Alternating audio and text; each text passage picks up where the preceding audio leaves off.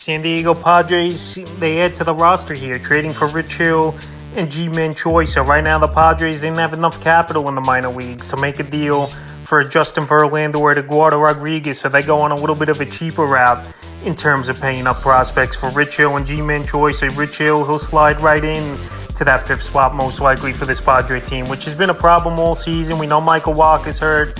He was having a good year. Seth Lugo, he was on the injured list for a little bit.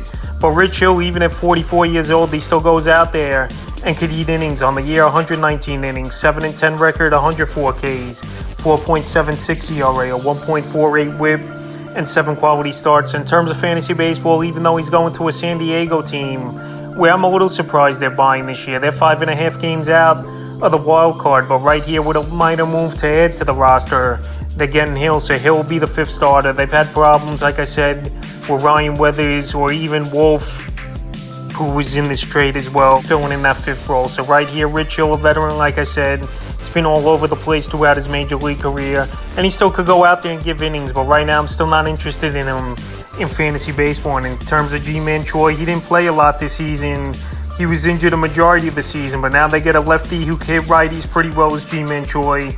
Jake Cronenworth, he hasn't had a good season. And Choi still has pop, though, no doubt about it. 6 home runs and only 73 at-bats on the year. 11 RBIs, 9 runs scored, a 205 average, and a 224 on base. So he's another player that's not going to have fantasy value.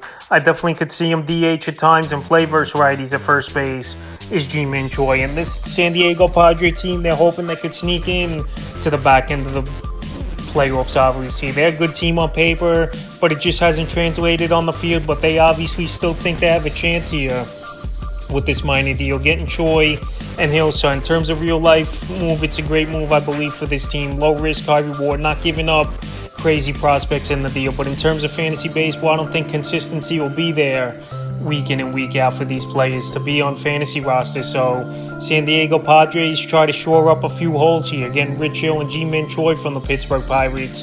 And we'll see if they can help the Padres here get into the playoffs and one of those wild cards in the remainder of the 2023 season.